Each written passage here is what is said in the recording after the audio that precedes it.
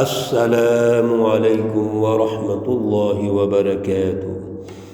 اعوذ باللہ من الشیطان الرجیم، بسم اللہ الرحمن الرحیم۔ فَإِذَا نُفِخَ فِي الصُّورِ فَلَا أَنْسَابَ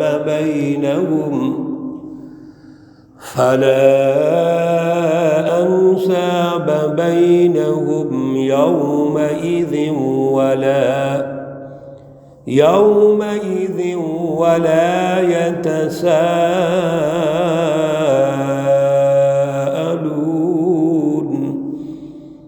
صدق اللہ العلی العظیم۔ اللہم صل علی سیدنا ومولانا محمد النبی الأمی وعلى آلہ واصحابہ وبارک وسلم وصل علیہ۔ معزز سامعین و سامعات، سورۃ المؤمنون ہے، پارہ نمبر 18 ہے، آیات مقدسہ نمبر 101 تا 104 ہیں۔ اللہ رب العزت ان آیات کا فہم اور شعور عطا فرمائے اور عمل کی توفیق اور صلاحیت عطا فرمائے۔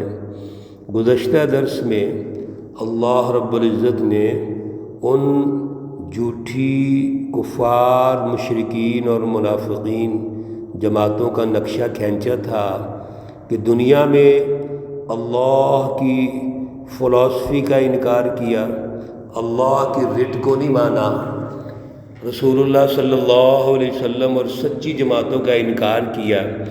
اب مرنے کے بعد ان کی جو پہلی حالت ہے وہ بڑی خطرناک ہوگی، اور وہ برزخ کی حالت ہے۔ برزخ کی حالت میں اللہ رب العزت ان کو پہلے عذاب کے مرحلے سے گزاریں گے۔ اس لیے ہمیں ہمیشہ دنیا میں جو دارالعمل ہے دنیا، ہمیں اس وقت کو پہچاننا چاہیے اور اس سچی تاریخ سے سبق حاصل کرنا چاہیے۔ جھوٹی جماعتیں دنیا میں اگر کسی عارضی طریقے سے کامیاب ہو کے چلی بھی جائیں گی تو یاد رکھیے ان کی مرنے کے بعد ہی گرفت شروع ہو جائے گی۔ جو ہی موت آئے گی اب ان کی گرفت شروع ہو جانی ہے۔ اللہ رب العزت ہمیں عمل و کردار کی توفیق عطا فرمائے۔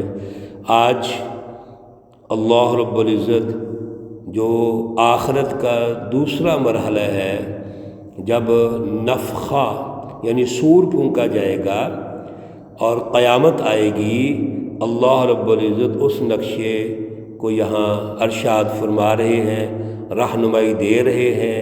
پہلا تو برزخ میں یہ ناکام ہوئے، پھر آیت مقدسہ نمبر 101 میں اللہ ارشاد فرماتے ہیں فَإِذَا نُفِخَ، پھر جب پھونک دیا جائے گا، پھر سور یعنی سونک میں پھونک ماریں گے، حضرت اسرافیل علیہ السلام سور پھونکیں گے۔ فَلَا أَنْسَابَ بَيْنَهُمْ، تو وہاں پر کوئی رشتہ داریاں کام نہیں آئیں گی، یومئذ اس دن، وَلَا يَتَسَاءَلُونَ، اور کوئی بھی دوسرے سے کچھ سوال نہیں کر سکے گا۔ ان دونوں جو ہمارے عنوان ہے کہ نسب کام نہیں آئے گا، سوال نہیں کر سکتا، اس کی بڑی تفصیلات ہیں، لیکن مختصر گزارش یہ ہے کہ وہ وقت ایسا ہوگا، سخت وقت ہوگا، جس میں سب یا ربی نفسی نفسی، اللہ کے نبی بھی یہ کہتے ہوں گے یا ربی نفسی نفسی، ہر شخص اپنے لیے وہ ریکویسٹ کرے گا، گزارش کرے گا، اور بڑا سخت وہ مرحلہ ہوگا۔ اس سخت مرحلے کو بھی احادیث میں بیان کیا گیا ہے، لیکن اتنا سخت ہوگا کہ قرآن پاک کی اس آیت کریمہ سے جو سورۃ عبس کی رکوع نمبر 1 میں ہے، یہاں سے آپ اندازہ کر سکتے ہیں یوم یفر المرء من اخیہ وامہ وابیہ وصاحبتہ وبنیہ لکل امرئ منہم یومئذ شأن یغنیہ۔ اتنا سخت مرحلہ ہوگا کہ ماں اپنے بچوں کو، بچے ماں باپ کو، خامند بیوی کو، بیوی خامند کو، بہن بھائی کو، بھائی بہن کو، عزیز رشتہ دار سب ایک دوسرے سے راہ فرار اختیار کریں گے، یعنی کوئی کسی کے کام نہیں آ سکے گا۔ سب کی خواہش ہوگی میں کسی طریقے سے بچ جاؤں۔ یہ دنیا کے اندر بھی اگر کوئی ایسی سختی آ جائے، جب انسان اپنے بچاؤ کے لیے کوشش کرتا ہے، آپ ایک عارضی سا زلزلہ دیکھ لیں، زلزلہ آ جائے اور سخت زلزلہ ہو، ہر طرف افراتفری ہو اور چیزیں منہدم ہونا شروع ہو جائیں، گرنی شروع ہو جائیں، ہر شخص کو اپنی پڑ جاتی ہے کہ میں کسی طریقے سے بچ جاؤں، میرا بچاؤ ہو جائے۔ میرے عزیز دوستوں، ساتھیوں، بڑا سخت مرحلہ ہوگا۔ اس دن اللہ رب العزت نے جو میرٹ مقرر کیا ہے وہ عمل و کردار ہے، اعلیٰ سوچ کو اختیار کرنا، اعلیٰ نظریے کو اختیار کرنا اور اس پر عمل و کردار پیدا کرنا، جس کو صالح عمل کہتے ہیں، یہ میرٹ ہے۔ فمن ثقلت موازینہ، جس شخص کا وزن بھاری ہوگا، فَأُولَئِكَ هُمُ الْمُفْلِحُونَ، یہ لوگ کامیاب ہوں گے۔ وَمَنْ خَفَّتْ مَوَازِينُهُ، اور جس شخص کا وزن ہلکا ہوگا، فَأُولَئِكَ الَّذِينَ خَسِرُوا، یہ لوگ گھاٹے میں ہوں گے، یہ نقصان میں ہیں، ہار جائیں گے، شکست کھا جائیں گے۔ فی جہنم خالدون، وہ اس میں ہمیشہ رہیں گے، جہنم میں ہمیشہ رہیں گے۔ ذرا تھوڑی سی توجہ فرمائیے، اس سے آسان مثال کیا ہو سکتی ہے جو اللہ رب العزت یہاں دے رہے ہیں اور جو میرٹ مقرر کر رہے ہیں کہ اس دن آپ کے وزن تولے جائیں گے۔ وزن آپ کی سوچ کا کیا مائنڈ سیٹ تھا دنیا کے اندر؟ دنیا میں آپ نے اللہ کی بات کو سمجھا، تسلیم کیا، رسول اللہ صلی اللہ علیہ وسلم اور سچی جماعتوں کا ساتھ دیا۔ پہلی بات سوچ ہے، سوچ کا بھی ایک وزن ہے، یاد رکھیے، مائنڈ سیٹ ہے۔ اللہ نے عقل دی، پیچھے ہم نے 3 ذرائع پڑھے ہیں سچے علم کے: سمع سننا، بصر دیکھنا، افئدہ دل سے فیصلہ کرنا۔ تو آپ نے ان تینوں کو درست استعمال کیا ہے۔ پھر اس پر جو عمل و کردار بنتا تھا، جد و جہد بنتی تھی، اس کے مطابق جد و جہد کی ہے۔ یہ ہے اصل میں اس کے وزن، اس کو تولنا۔ جب یہ تول ہوگا تو میرٹ پر فیصلہ ہوگا۔ اب ہمارا اگر تو تول بھاری ہے، ہمارا پلڑا بھاری ہے، دنیا میں ہم نے الدنیا مزرعۃ الآخرہ، دنیا کو آخرت کی کھیتی کے طور پہ استعمال کیا ہے، یعنی جد و جہد کی ہے، محنت کی ہے، سچے ہو کر سچوں کا ساتھ دیا ہے، اللہ کی پہچان پیدا کی ہے، رسول اللہ صلی اللہ علیہ وسلم کی اطاعت کی ہے، تو ہمارا وزن بھاری ہوگا ورنہ ہلکا ہوگا۔ اگر ہم نے کمپرومائزڈ اللہ سے تعلق رکھا، کمپرومائزڈ رسول اللہ صلی اللہ علیہ وسلم سے تعلق رکھا، کمپرومائز تعلق کیا ہوتا ہے؟ دونوں طرف، اللہ سے بھی تعلق، سچی جماعتوں سے بھی تعلق، جھوٹے لوگوں سے بھی تعلق، جہاں سے فائدہ ہو گیا وہاں چلے گئے۔ یہ تو منافقین کی نشانیاں ہیں کہ جب بھی وہ فائدہ اٹھاتے ہیں جس پلڑے میں، وہاں اپنا وزن ڈال دیتے ہیں۔ مومن تو اللہ کا بندہ ہے، اس کی کمپرومائز زندگی نہیں ہوتی، ایک نمبر زندگی ہے، سچی زندگی، اعلیٰ سوچ، اعلیٰ نظریہ، اعلیٰ عمل و کردار، کوئی اس میں ملاوٹ نہیں ہے۔ جب یہ ہوگا تو وزن بھاری ہوں گے۔ اور میرے عزیزو، جس کا وزن بھاری ہے، اللہ سبحان اللہ، اللہ کی کیا کہنے، جب وزن بھاری ہے، دنیا میں عمل و کردار پر اور اعلیٰ نظریے پہ زندگی بسر کی ہے، تو کیا اللہ ہمیں ایسے چھوڑ دیں گے؟ اللہ تو ہمارا استقبال کریں گے۔ اللہ کس طرح استقبال کریں گے ہم تصور بھی نہیں کر سکتے، اتنا اونچا استقبال ہوگا۔ اور اگر دوسرا مرحلہ ہے ہلکے والا تو پھر جہنم ہے۔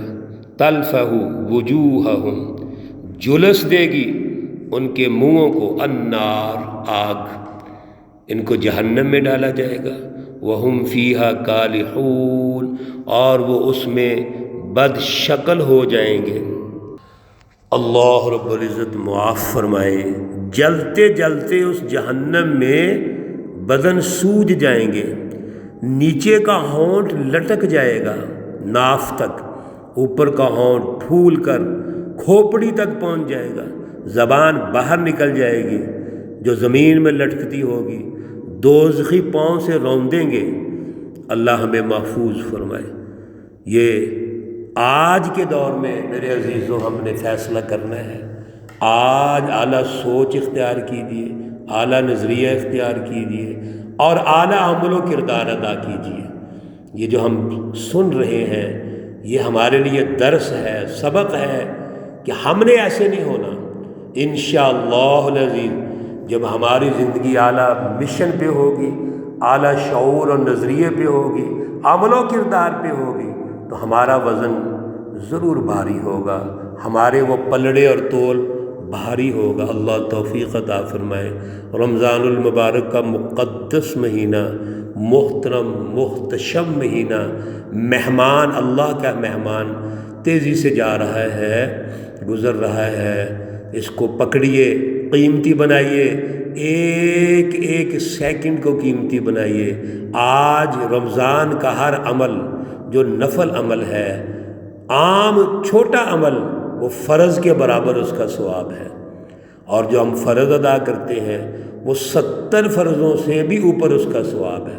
اللہ پہ نیت کو دیکھتے ہیں، تقوی کو دیکھتے ہیں، جتنا اعلیٰ تقوی ہوگا وہ درجات بڑھتے چلے جائیں گے، لیکن بڑا قیمتی دور ہے، مرحلہ ہے، وقت ہے۔ اللہ سب کو اس سے مستفید ہونے کی توفیق عطا فرمائے۔ تیسرا جو عشرہ ہے یہ عشرہ نجات ہے، اس میں فیصلہ کر لو کہ اللہ سے ہم نے معافی مانگنی ہے، توبہ کرنی ہے، گناہوں کی بخشش مانگنی ہے، اپنی سستی غفلت کو اللہ کے سامنے پیش کر کے نادم ہو کر، شرمندہ ہو کر، عاجزی کے ساتھ دل کی گہرائیوں سے معافی مانگنی ہے، اور آئندہ ہم نے درست ہو جانا ہے۔ سچی بات یہی ہے، اگر ہم اس اعلیٰ مشن سے اللہ سے معافی مانگیں گے تو اللہ ضرور معاف کریں گے۔ تو تیسرا جو عشرہ نجات ہے اس کی دعا، اللہم انک عفو تحب العفو فاعف عنا، اے اللہ بے شک تو معافی کو پسند کرتا ہے، بس ہمیں بھی معاف فرما۔ کتنے پیارے الفاظ ہیں۔ پہلے دو عشروں کی دعائیں ہم یاد کرتے رہے ہیں۔ پہلے عشرے کی دعا رب اغفر وارحم وانت خیر الراحمین، دوسرے عشرے کی دعا تھی استغفر اللہ ربی من کل ذنب اذنبتہ واتوب الیہ، اور تیسرے عشرے کی دعا اللہم انک عفو تحب العفو فاعف عنا۔ اب تینوں مانگتے رہیے آخر تک، ہر وقت تینوں دعائیں کیجئے، اور اس کے ساتھ جو جامع دعائیں ہیں پہلے بھی گزارش کی تھی وہ مانگیے، یا پھر دل سے دعائیں مانگیے۔ افطاری کے وقت بڑا اعلیٰ وقت ہوتا ہے، جو آخری افطاری کے مراحل ہوتے ہیں اس میں دعائیں کیجئے، تہجد میں کیجئے، ہر نماز کے بعد کیجئے، عصر کے بعد بڑا خوبصورت وقت ہے، دعائیں کیجئے، تراویح کے بعد، اور پھر رات کو خلوت میں۔ یہ بڑا پیارا موسم ہے، یہ بخشش کا موسم ہے میرے عزیزو، اس موسم کو مت بھولیے، اس کو ضائع نہ کیجیے، اللہ قبول فرمائے۔ اللہ رب العزت تمام مرحومین و مرحومات کو جنت الفردوس میں اعلیٰ مقام عطا فرمائیں۔ اللہ رب العزت تمام بیماروں کو شفائے کاملہ عاجلہ مستمرہ عطا فرمائیں۔ ربنا تقبل منا انك انت السميع العليم وتب علينا انك انت التواب الرحيم، وصلى الله تعالى على النبي الأمي محمد وعلى آله وأصحابه أجمعين برحمتك يا أرحم الراحمين۔ السلام عليكم ورحمة الله وبركاته۔